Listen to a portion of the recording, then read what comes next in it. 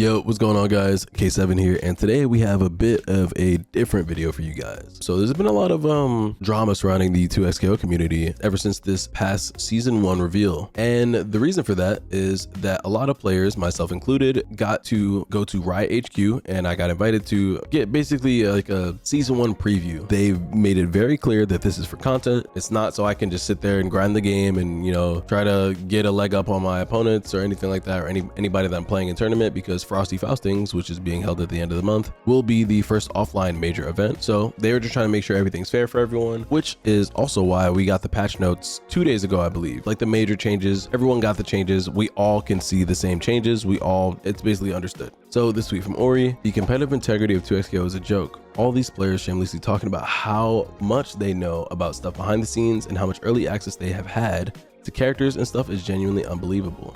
I'm not really sure who they're referring to in this tweet, but and then Rooflemonger, I think you're overthinking it. We got to play Kate for a few hours and saw some patch notes, then ate dinner. This ain't some grand conspiracy, lol. Rooflemonger was there, yeah, actually, but it is funny to see both sides of it, because I do understand feeling a kind of way that people got to play the game and like, oh, like they got to play the game early. What's this about? And competitive integrity. Since we're on the topic of competitive integrity, I thought to talk about what competitive integrity actually entails, because there's some really extreme and egregious examples of this, and there's also people actually asking for anyone who got to try out season 1 of 2XKO to actually get banned from competing, which is actually wild. I hope that's not the case. I hope that doesn't happen, but anyways, nonetheless, competitive integrity usually refers to consistent and fair play as far as like rules are concerned, and it's just basically to uphold the trust in a competitive nature, right? Like to make sure no one's taking any like supplements that are giving them any advantages, or doing anything behind the scenes where it's like I have a modded controller, or like, you know,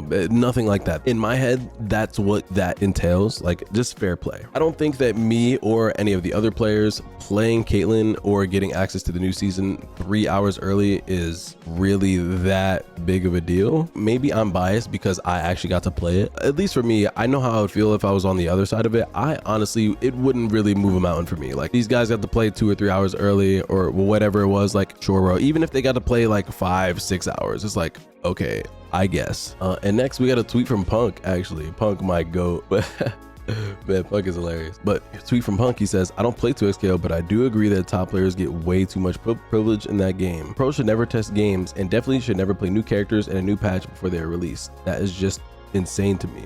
I just think that we got to play the game and record content. Really, it's a content event. It's not really meant for us to sit there and grind the game and find out all the stuff with the new characters, especially since, again, with the same conversation or the same topic being competitive integrity, we all got the same patch notes. After we got to try the changes, it was actually a conversation while we were there at Riot HQ. We were like, yo, like, when are the patch notes going to go live? Because we don't want to know all this information before everyone else does. Like, if we're gonna know that, like, okay, this is getting changed, this is getting changed, this is getting changed, we want everyone to know so they can all make their decision. Like, hey, should I keep playing this character?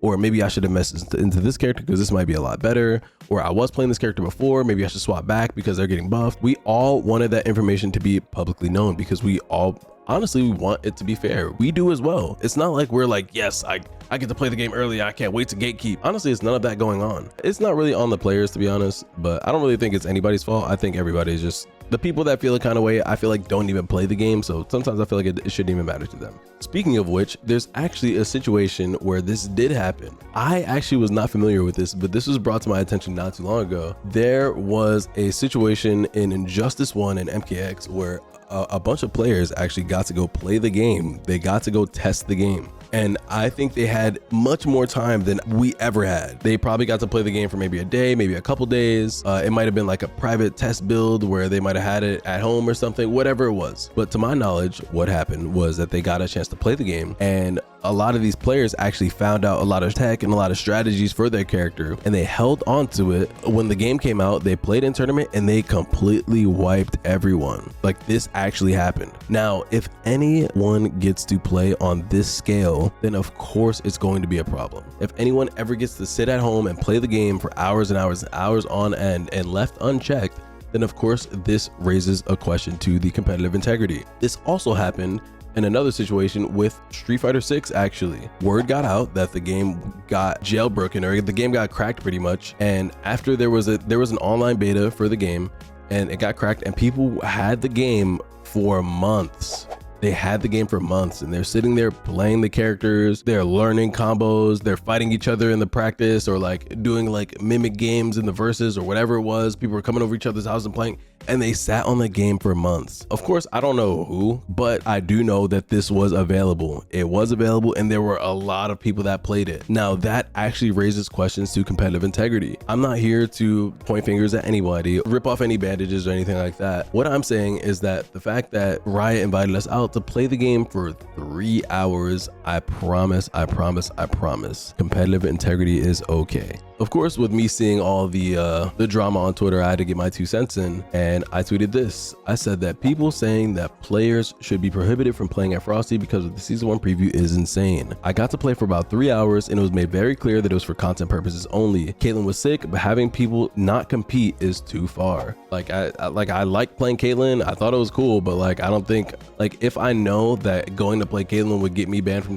tournaments, would I do it? I couldn't say. After my second tweet, I thought about it, and I was like, you know what? For the record, I will never decline a great opportunity to connect with people who are passionate about the game they're creating for us. Definitely not for some false sense of competitive integrity. Because I feel like there's so many people that don't play the game, like they don't play 2XKO specifically, don't care about the game, but they want to talk about it on Twitter and just complain about it on Twitter, even though they're not playing. Or like people that don't even play in tournaments even. They're like, yeah, you know what? I feel like I have something to say about this. It's like, well, I don't know. I feel like you don't play the game, or you don't even like, there's a lot of people that don't understand or know the situation. They're like, yeah, like these guys got to play 2XKO for hundreds of hours. Yeah, like we gotta ban them. So another point that I wanted to bring up is that Invincible Versus actually has a lot of frequent playtests. I'm pretty sure anyone can sign up. Basically, they do a lot of playtests where, you know, you could just try the game and see how you like it, and they change it, you know, patch to patch. But there are people that probably have played in every single one of the playtests. Is it not fair that they got to play in every single one, and when the game comes out, will they be better than most? Yeah, sure. But do I think that is something that is necessary? Yes, I do. I think it is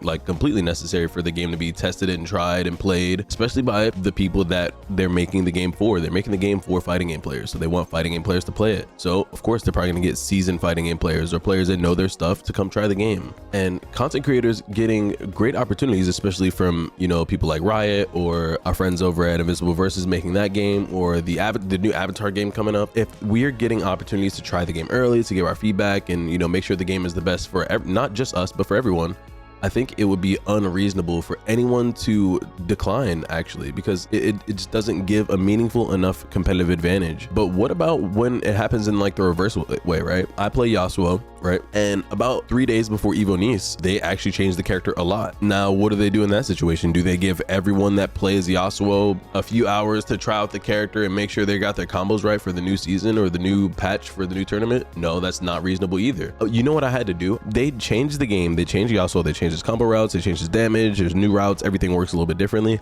I had maybe like not even a full day to actually try the changes before I had to get on my flight to go compete in the tournament. It happened very, very fast, and I got there and I just had to deal with it. Was I on Twitter complaining? No. Maybe a little bit to my friends, but I wasn't on Twitter like, oh my gosh, bro, I can't believe you changed the character. I gotta blah, blah. Like, it's just things that happen and you have to work with it. Like, the competitive advantage is always going to shift. It's going to give the advantage to non-Yasuo players at that point, right? Like, you don't play Yasuo, so like you don't have to deal with Yasuo having new routes and new block strings or new changes, new damage, right? Whatever it is, like, you just don't have to deal with that. But me as a Yasuo player, I do, and that's just something that I have to deal with, right?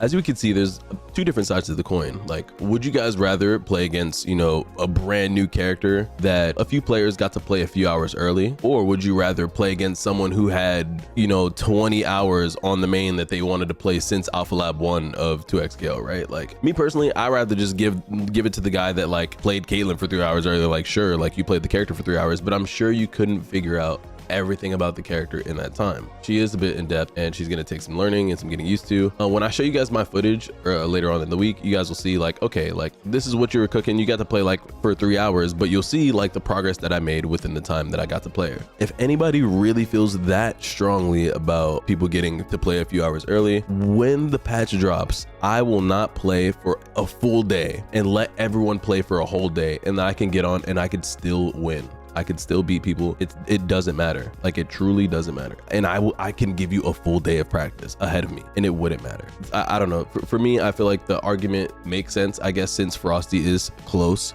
But then again, I still don't feel like we've had enough time to make any meaningful difference in the form of like competitive advantage. So those are my 2 cents. Let me know what you guys think. I do realize that I'm speaking from the inside looking out, right? I'm inside the house. It's nice and cozy and warm in here. And I'm like, yeah, I got the dryer. It's cool. Not a big deal, guys. But for somebody like you guys looking on the outside in, what do you think? Anyways, I appreciate you guys for watching. I'll catch you guys in the next one.